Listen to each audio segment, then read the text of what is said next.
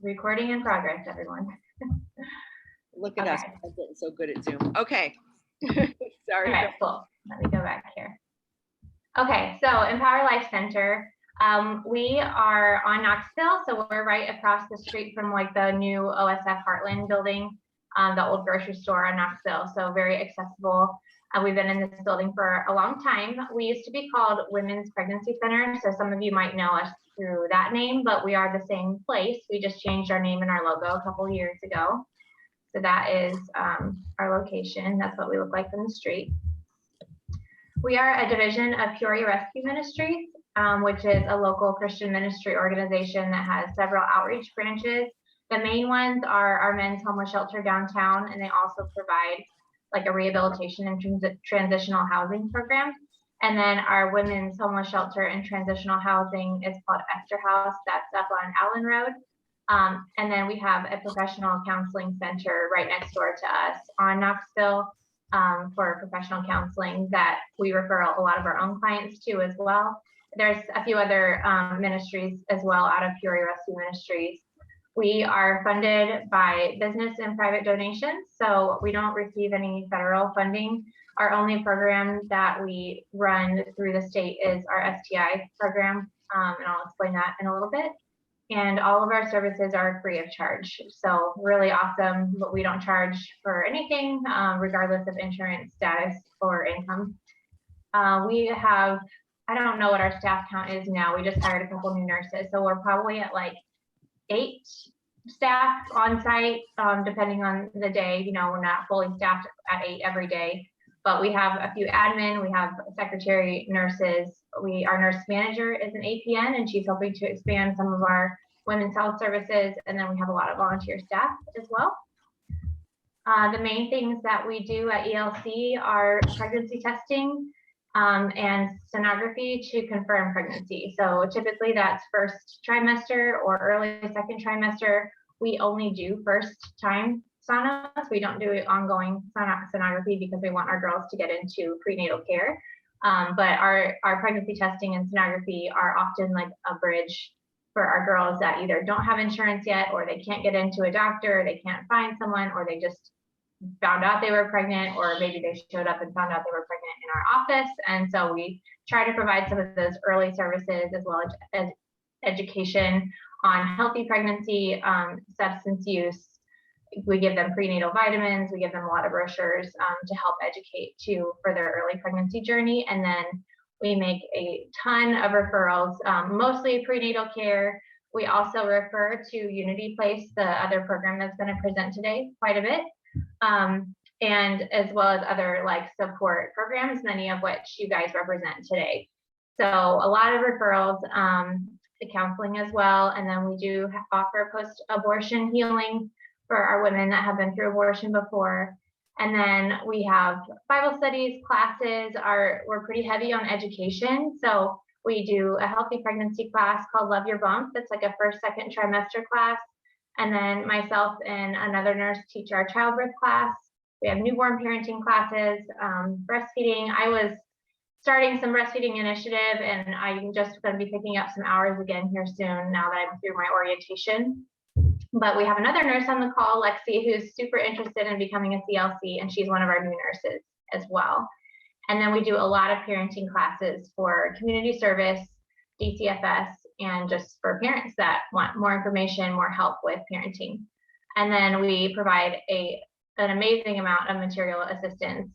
We give out layups for any new mom that's like a newborn starter kit with all the basics and a diaper bag and everything. And then we do ongoing support and material assistance for our clients. As I said, we're open to anyone regardless of their income level, where they live, their insurance, their faith background, any gravida para. And all of our appointments are typically, we can get someone in the same week, if not the same day, depending on the type of appointment. And then I've just got a few pictures for you. So this is our little waiting room.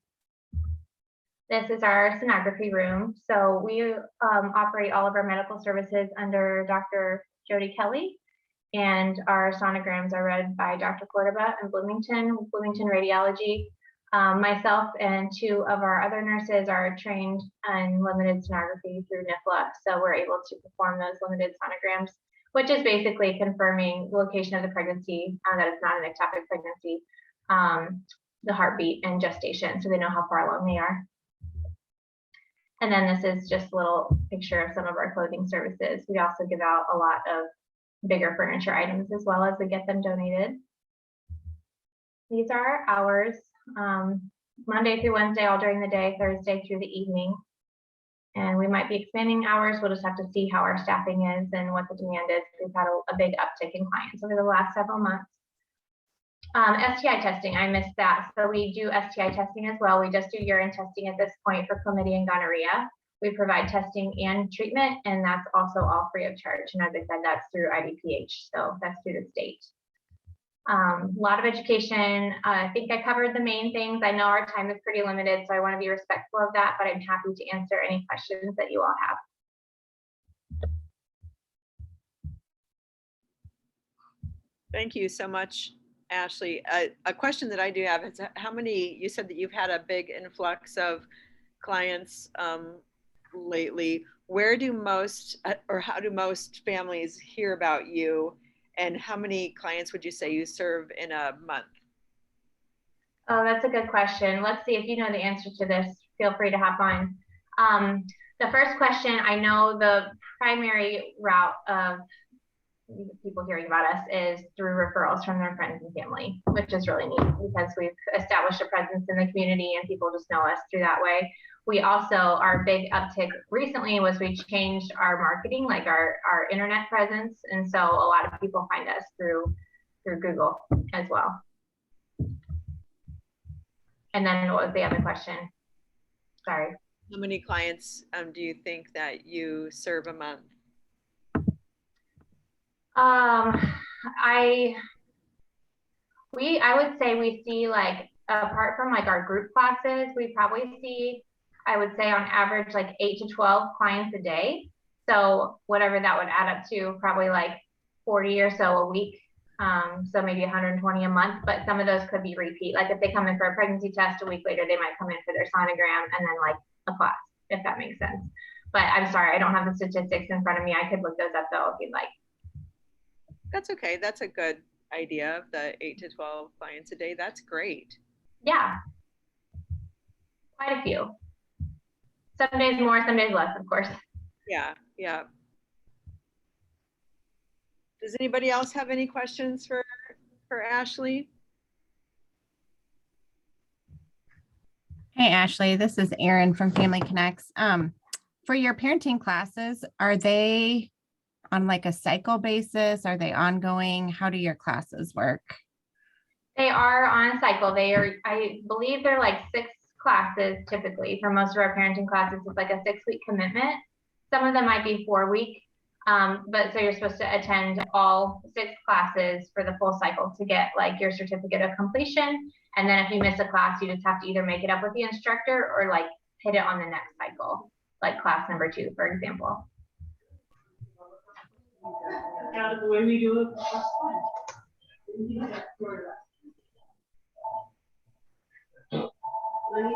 Laura, I see you're on the call now. Do you have any more like statistics for us as far as how many clients we see a day or a month off the top of your head? No, like you said, 8 to 10 is probably a good number. Okay. Yeah. I've been having trouble figuring out how to get on this call and then it blocked me out, and I'm glad you're there. So Ashley or Laura, either one, if we have families that haven't been involved with you prenatally, can we refer them postpartum? Like if they're in need of clothing or diapers?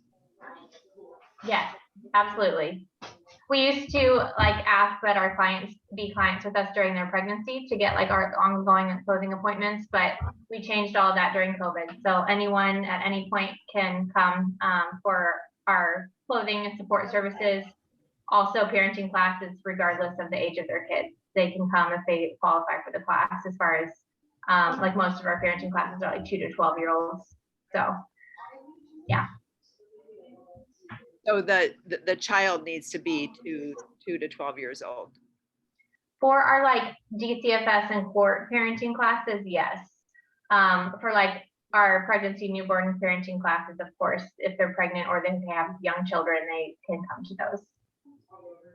Okay. And Fatherhood, they can come to fatherhood even if they have teenagers. Mhm. okay. And are they like an ongoing class? Is it just like a one-time class, or it's more of a like support group type of thing, or do you do both? It's usually they like will finish a cycle of a class and then that's it. Like they don't, some of our clients that are longstanding clients will keep coming back for other services, but most of our parenting groups aren't necessarily like ongoing. Okay. Okay, you guys are doing so many good things, lots of good services. Does anybody else have questions for Ashley? Because I could pick her brain all day long. Mhm.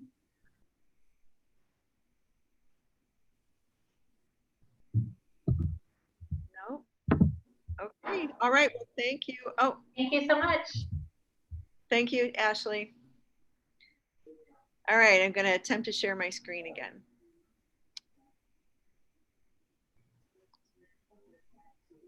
All right, hopefully y'all can see that. Can you see that? Yeah.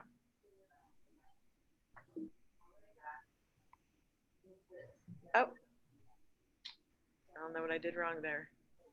What are you looking at? Okay. What just happened? Okay, hold on.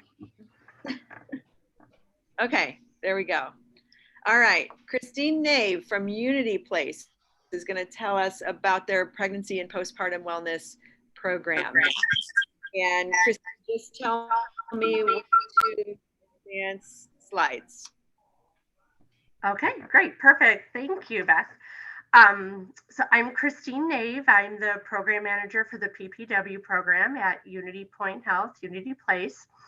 Our program is an outpatient substance use program for women who are pregnant or postpartum.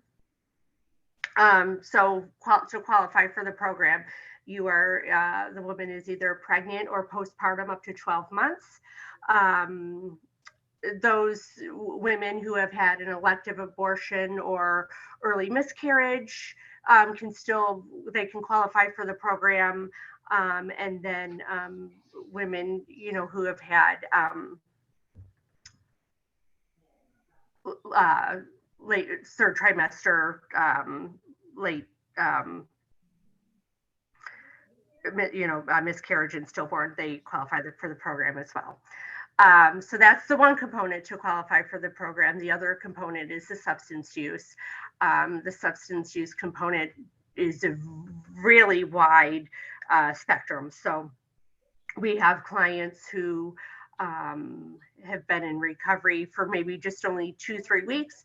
We have some clients who have been in recovery 2-3 years, some clients who are still actively using. Those clients who are actively using, depending on their use, sometimes they need to go to residential treatment before they come to us because we are strictly just outpatient. Our program is really an outpatient relapse prevention program.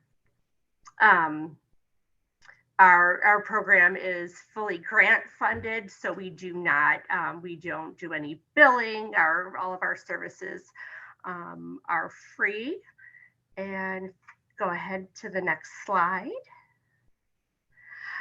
So just to talk real quick about substance use in general. So what, if you say, okay, substance use program, what substance? All substances. So alcohol, methamphetamine, heroin, prescription controlled substances, cocaine, cannabis. And same thing with the substance use, very wide spectrum. We may have a client who, they've been they're in their mid 20s and they've been a daily cocaine user, since they were, 14, 15 years old. Or we may have a client who is just exclusively a daily cannabis user. So goes all over the spectrum as far as substance use itself. And then next slide. So as I previously said, the program is for pregnant or postpartum women. Postpartum is up to 12 months after delivery. And the client has to be eligible for outpatient, meaning if, based on a substance use assessment, if they are needing inpatient residential treatment, we'll do those referrals, get that client. Most of the time it's New Leaf Women's Residential, which is next door to us. So that's convenient. The client will go there for residential treatment and then come back to us for outpatient. Oh yes, and then probably one of the most common questions I get asked as far as, do they have to have other services with UnityPoint or a UnityPoint provider? And of course, the answer is no. We have many clients who have OSF physicians or delivered at OSF. So since we, aren't doing any billing, that is, not a worry. So that is always a positive. And then next slide. So our team is made of 2 case managers. The case managers do assessments. They do substance use assessments, and then a handful of other assessments, one of them being the Edinburgh Depression Screening. So several assessments, and then based on those assessments, they make referrals, provide education. We have a patient family educator, and she does parenting classes for the Nurturing and it's the Nurturing Families curriculum. And she also does a women's recovery group. And then we have a doula / recovery coach, and her role is primarily education and support in that last trimester, and then after delivery, education support, postpartum, and breastfeeding. And then we have a certified peer recovery specialist. She has a lived experience with postpartum depression, and she does a program called Seeking Safety, which is it has a trauma focus to it. So it's a relapse prevention with a trauma focus to it, because statistically, we've seen women who have a challenge with substance use typically they have a trauma history, most often domestic violence. And next slide, please. So just to further expand our program services. So as I said, we do the Seeking Safety. We have Women's Recovery Group, the Nurturing Parenting. It's the Nurturing Families curriculum. We do have the option to provide the parenting classes to fathers as well. Our case managers do ASQ assessments and SUD and mental health assessments. We also have a moms group that we meet twice a month, and it's just a time for fun and socialization, time for just to have a healthy option, social interaction. We have a lending library.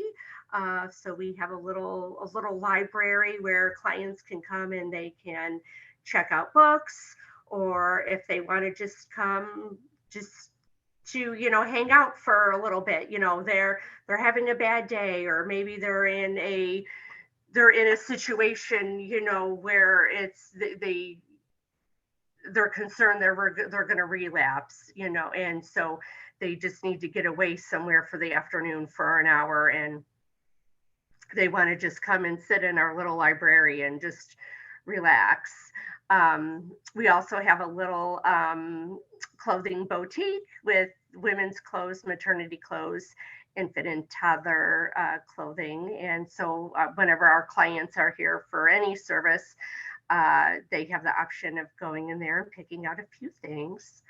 We do have an agency van, and that has been really helpful. So for transportation, along with our agency van, we do have cab ride vouchers and CityLink bus passes. But for our agency van, we sometimes will pick up clients to bring them here to our office. If it's maybe we need to take them to their doctor's appointment, we need to take them to court for their court date, whatever transportation they may need, that's helping support them in their recovery. And then we do make referrals for childcare for Crittenden Center. So if our clients are in need of childcare while they're coming to us, they can take their children to the Crittenden Center. We do have some moms who bring their babies with them here, and that's absolutely fine. Our program is very open, it's very laid back, it's very flexible, it's very client driven. So we don't have any set templates that we follow. All of the services are all just based on what the client is wanting.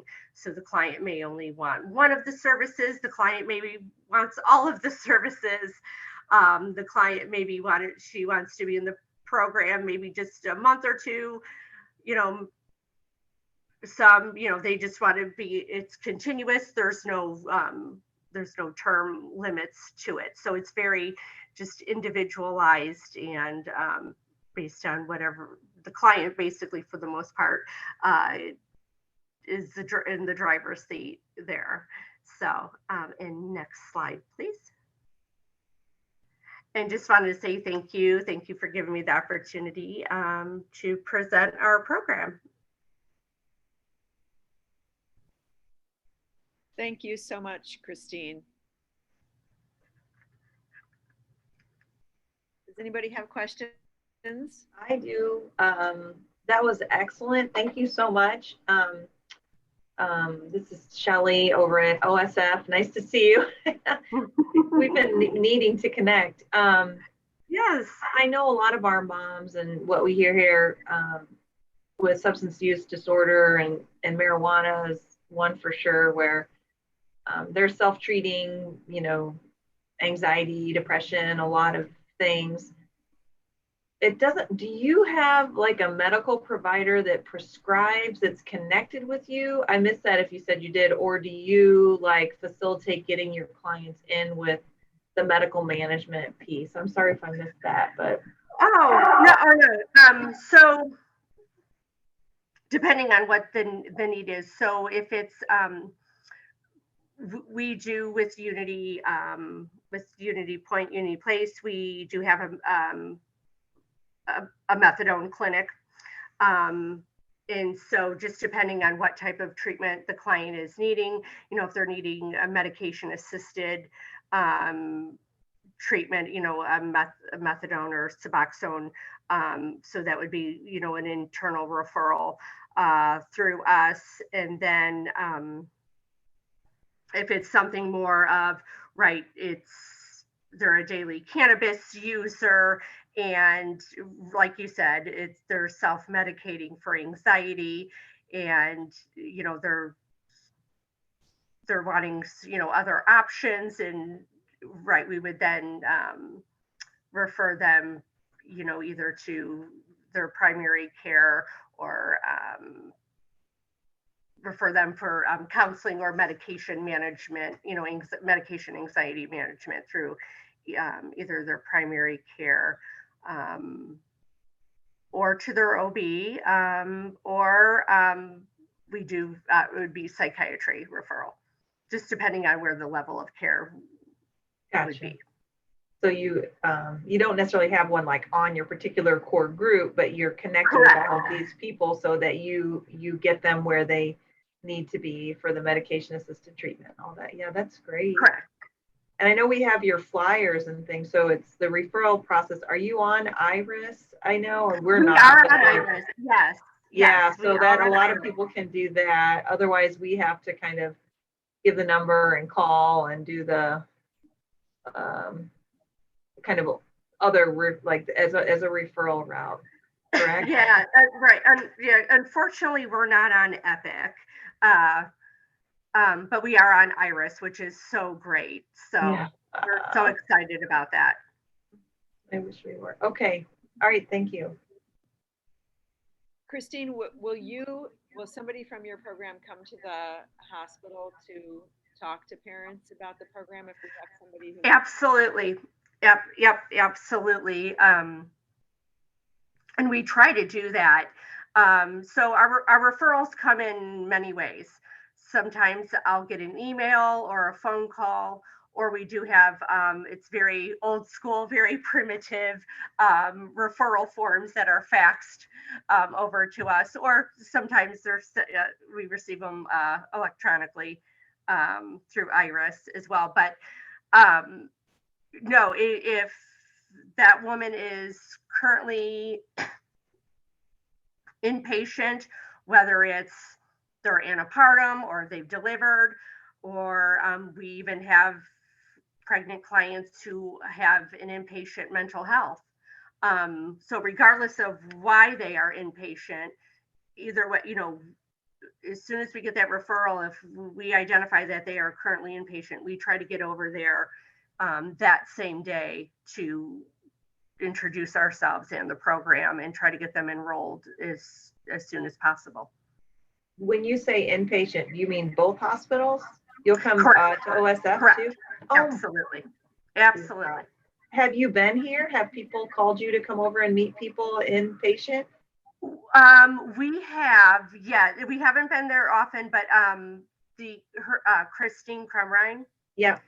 She has been excellent about sending us referrals. Great. Yeah, and excellent about saying, hey, if we need to set up something here while the client is here, we can do that. So yes. Thank you. Yeah. Any other questions? I was wondering how to get flyers so I could have them to give at Graham Hospital. Sure. I can send them to your email. Okay, I'll email you. Lovely. Yeah. Send me an email. I'll be more than happy to send you some flyers. Crindy, do you have her email address? Oh, right there. Oh my gosh. Got it. Can you see that big, those words there? Okay. All right. Well, Christine, that is a great program. Thank you so much for telling us about it. Just as I'm sitting here thinking, I think from our vantage point, it's probably like we could be sending you more people than we are. So thank you so much for letting us know what you're doing and for doing important work. All right. Okay. Moving on. Dr. Shallett is going to talk about some new and exciting data from OSF.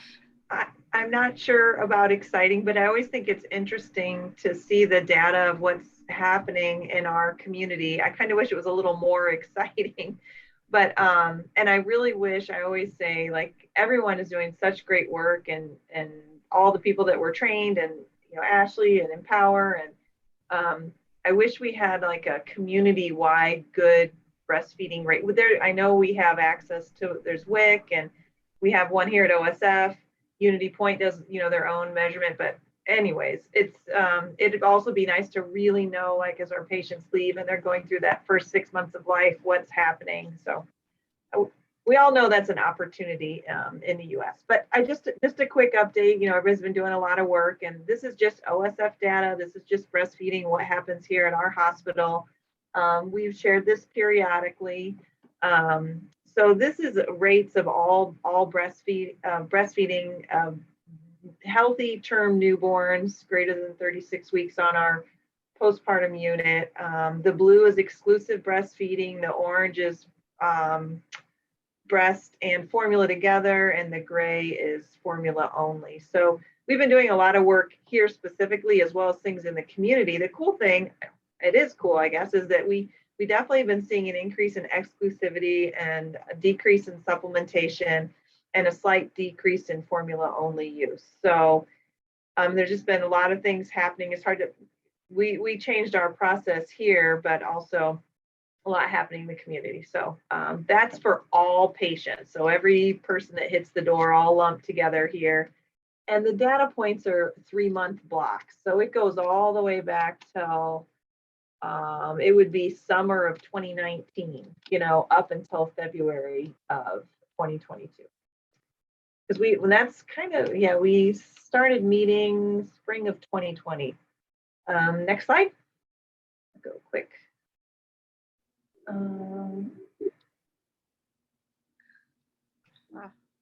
Wow, you're stuck. Yeah, and so then I just did Peoria County specifically. So that was all but everybody that delivered here at St. Francis. And these numbers are a little bit lower, but once again, you know, you do see a significant increase in exclusivity, decrease in supplementation. And I didn't do all the math, but you know, our actual, we were in the 20, 26, 19 consistently for formula only, and now maybe 15, 16. So, you know, just the arrow, just so everybody knows what the biggest thing we did here was that we stopped, and UnityPlace did this way before us because they're awesome, but really trying to make a big effort to keep moms and babies together, not separate them for admission, not take them, you know, away for, you know, our purposes. So, and so that was the arrow in all these slides, is when we really made a effort to keep moms and babies together.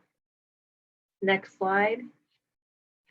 And you know, we've been really recognizing that persons that, you know, identify as Black or our families with Medicaid or rural, you know, have some more, you know, barriers and complex factors. So we do look at that. And you know, you saw that our all-comer exclusivities were in the 60s. So this is, our exclusivity here is half. But the cool thing is, if you look through, I mean, we were in the 20s, 18s, and now we're seeing definitely up and consistently in the 30s and up.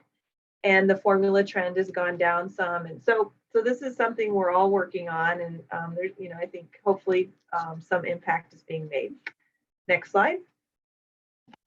And then Medicaid as well. So this is our families here at OSF who have Medicaid. And you can see that the exclusivity, you know, once again, we are definitely, you know, more consistently in the 40s, whereas before we were in the 20s and 30s. And you can see that, you know, the orange line is slight trend down, the gray is slight trend. These are not as impressive as the obvious changes on all of our patients. But and once again, it's also, these show how important the work that we're doing is, because the disparity is still so huge, you know, between, you know, all of our patients. And I didn't even pull out, let's see what my next slide is. I didn't pull out insured versus Medicaid, because that's an even higher disparity than all of our patients. Next slide. And then a big focus, you know, Peoria, as we all know, has 3 of the zip codes in the state that families have the most, you know, lots of barriers. And so I know, and most of our, I know, Empower, Heartland, OSF, a lot of the work is, you know, focused in this specific areas. So just to kind of give you a show of where we're at, once again, I think that if you follow that blue line along, we were mostly in the 20s, 20, 21 to all that, and it's kind of been consistently in the lower 30s. So that's still a far cry from the 70% exclusivity where we'd like that blue line to be. But there does seem to be some improvement, I think. So, but we'll keep tracking this. Like I said, I wish we had kind of community-wide, but I think, you know, OSF's probably about half the delivery. So it is somewhat of a measure. Next slide. I think that's all I had. Any questions on that from anyone? Just, I think, just goes to show our work is important.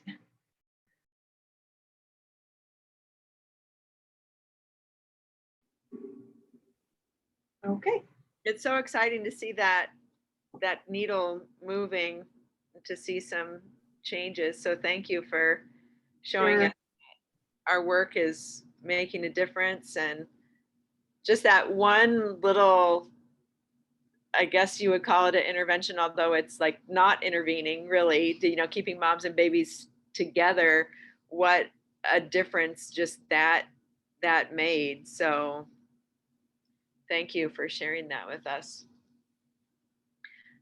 All right, so if we don't have any questions about that, I'm going to talk about this new program that we are working on here. So back, I don't even remember when it was, October or November, we found out about some grant money that was being offered from the Illinois Public Health Institute, and that is who we are working with our iSpan project. And with iSpan, we had, one of our goals for this year was to create some new systems, or one new system to refer families for services, hopefully within our network that we've created here.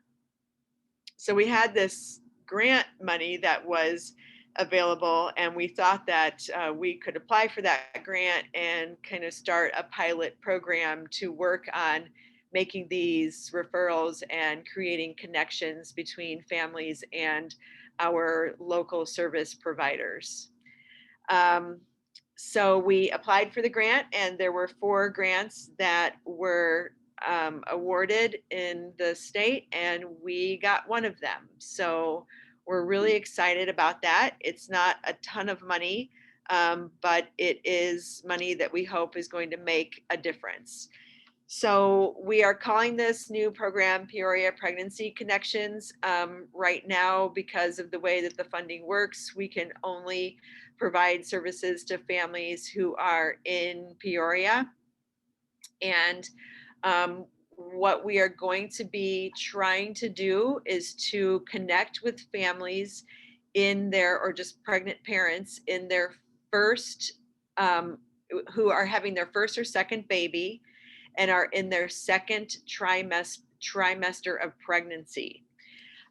We want to be able to meet personally with these folks, and we're going to have kind of an OB navigator type of person who will meet with parents and identify barriers that they may have kind of working against them in their pregnancy and in their early days of being parents, and identify the needs and services that they might benefit from during their pregnancy. So this navigator is going to sit down with the parent, discover what they need. We've got a really great, Erin Miller from Family Connects did this really great checklist to kind of work through with the parents.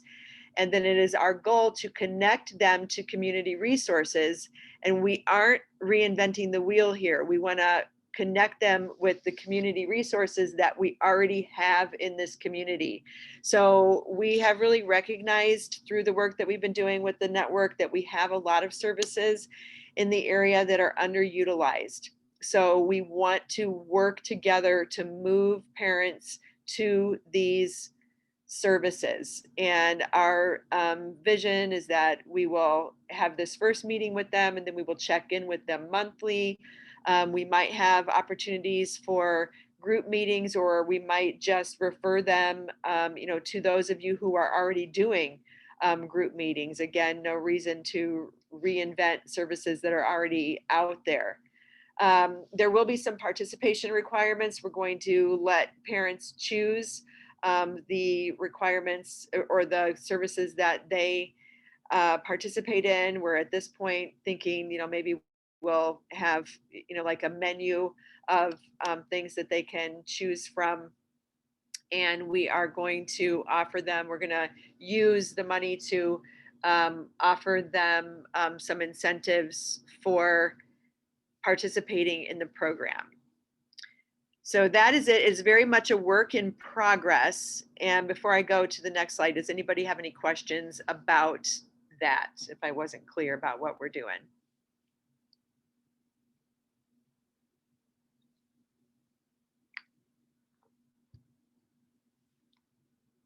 All right, so we really would love to hear some of your ideas today. Our first thing that we're trying to figure out is how to refer families for this project. And one thing that we know we're going to do for sure is we're going to have the OB navigator, who is going to be somebody with good beginnings, who is going to go like on site to Heartland and perhaps Unity Point FMC to meet with families there. We really want to work on building relationships with these parents, you know, hoping that that personal relationship will help us to move them to services. So we want to do that, like, you know, physically be in these clinics if possible, but we know that we might need to kind of cast our net a little bit further and find parents other ways. So this form here that I have, there's a QR code on here. So if this is something that you think in your organization that, you know, you could possibly give this flyer to a family, they go to this QR code and then they fill out a survey that will then be passed along to the navigator, and she will contact the family to see about getting together with them. Again, we would like to make that a personal contact. So if you were referring families for this project, could we come and meet them at your facility? Or, you know, is this something that you think would be better done on Zoom? So that's kind of the first question that I have for you all is, do you see your organization in a position to refer families for this project? And if you want to, do we have a chat? Okay, I don't show it on my screen for some reason. They don't let me chat. Okay. So if you do feel like you could refer families, if you could put that in the chat, or you know, go ahead and talk. I would love to hear your thoughts, because this is the first step and one that we're really trying to work through right now is how will this referral system work? And I would add, Ashley said, yes, we would for sure, yay. That the first point of contact, as you refer to this, is going to be, Beth mentioned like a OB navigator. It's from the Good Beginnings program at the children's home. They have multiple sort of errands on here, or she was like family outreach workers. So some of them will become sort of, you know, focused on this project. So that will be sort of the first introduction point into the project. And then they'll have the menu of, you know, and it sounds like a lot of what you're all doing as well, just one more way to get moms connected. So Katie asked, could we provide this to Peoria County moms that are? Yes, we could. That is a great idea. Oh, it's actually Kelsey Schluter. Yeah, we could here and at Unity Point too. So you've admitted moms prenatally on the women's care units. Yeah, it's a great idea.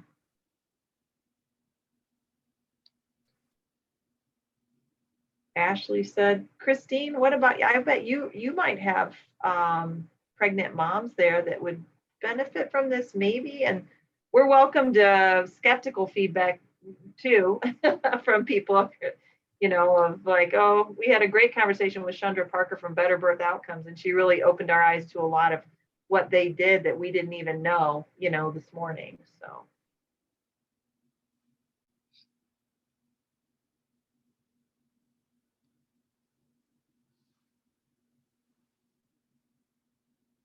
Yeah, any ideas, please throw them out.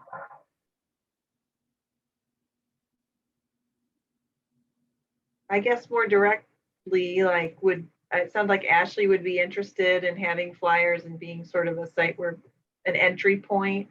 Christine, would this be something, would your group, oh, you would have, okay, so you also, I missed your Absolutely. chat. Okay, awesome.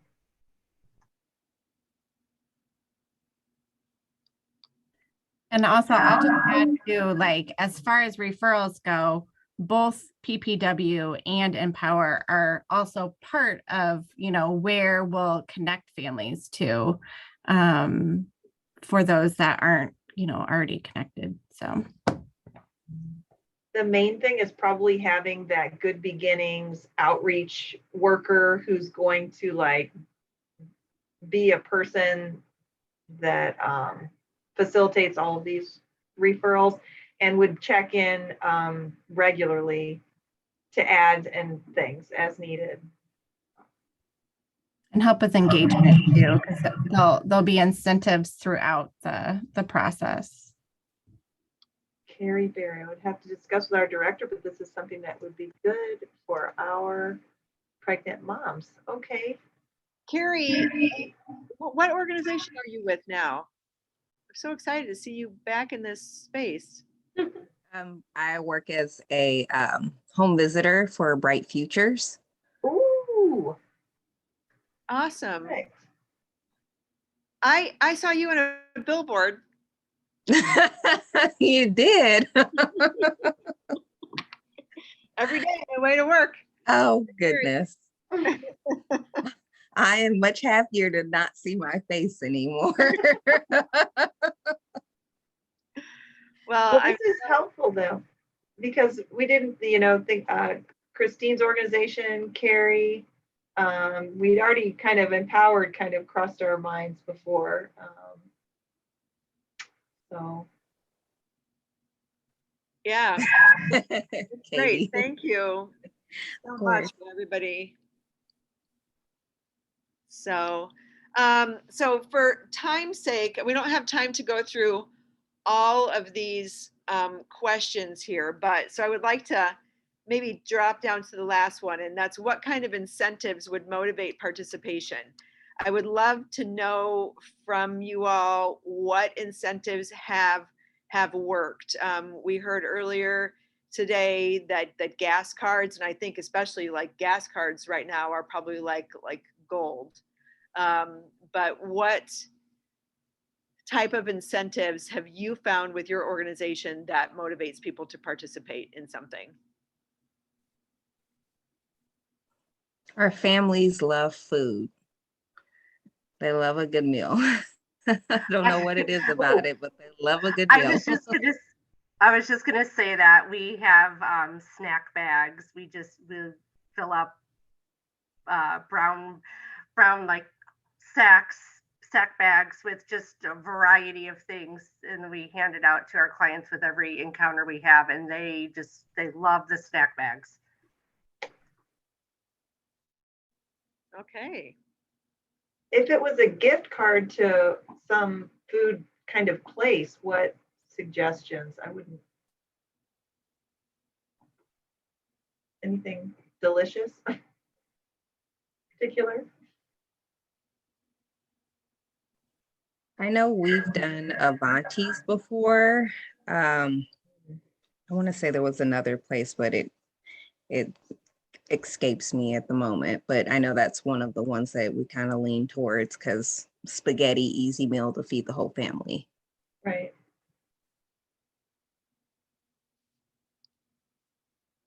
Okay. Somewhere that delivers. That's a good point, Shannon. Mm-hmm. Childcare while attending classes. Okay. Monocles. Great ideas. Yeah. Alicia said right. childcare.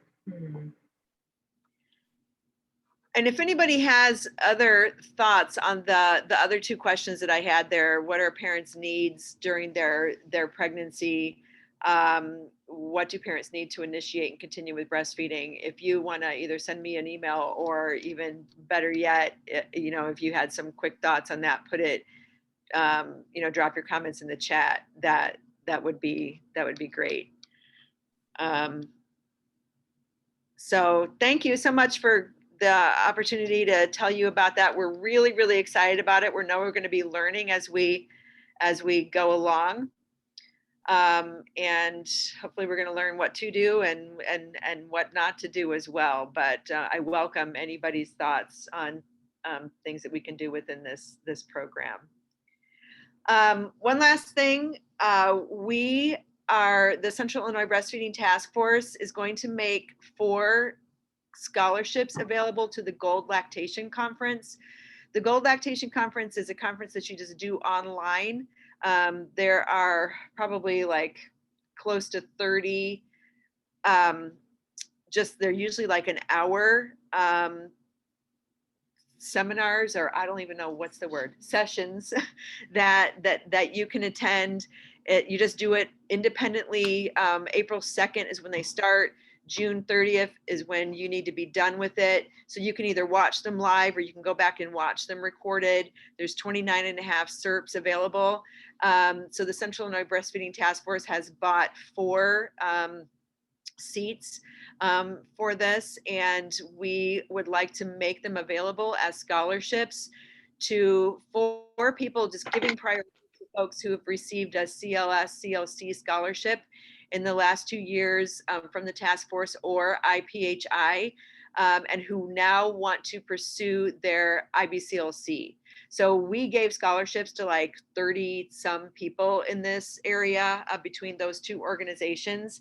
And I'm hoping that there's 4 of those people at least who now want to pursue their IBCLC, and that they can use this scholarship to help.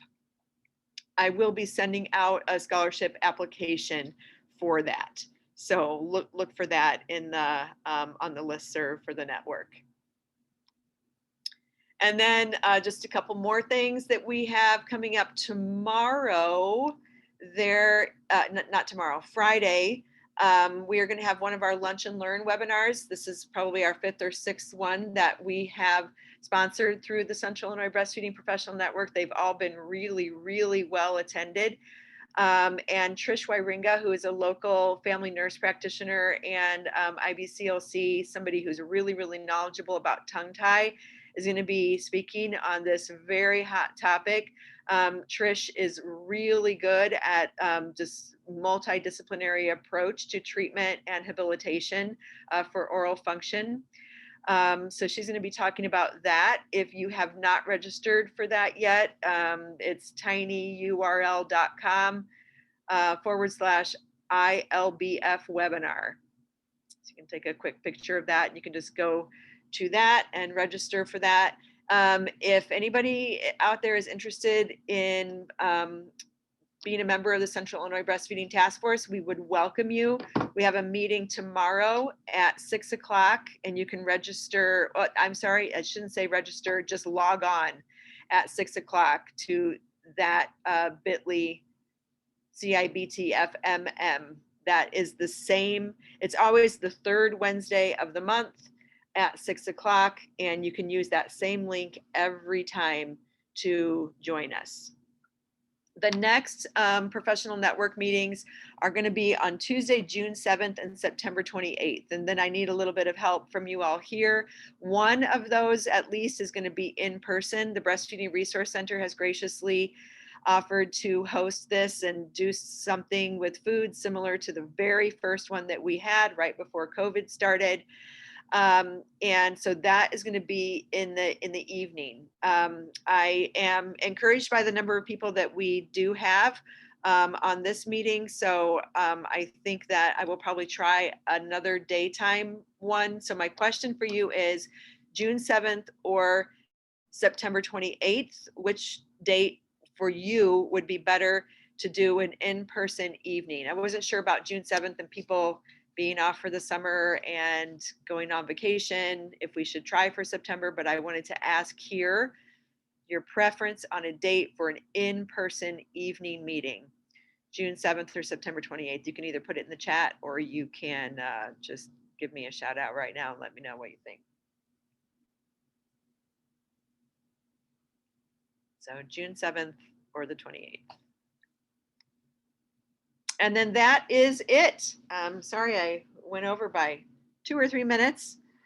And if you have any questions, please feel free to ask. Thank you so much for joining us.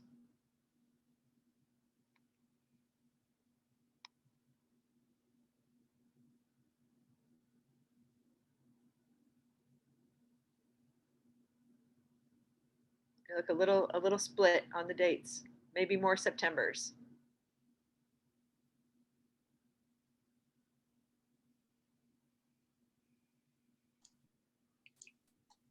All right.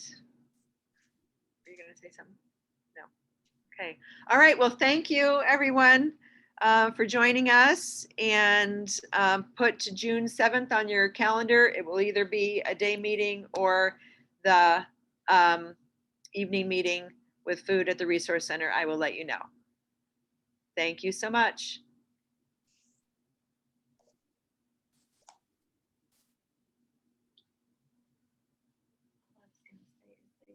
Hey, Beth, Yeah. can I ask you something? Yeah. Did you stop the recording? Can I try to click on? See you.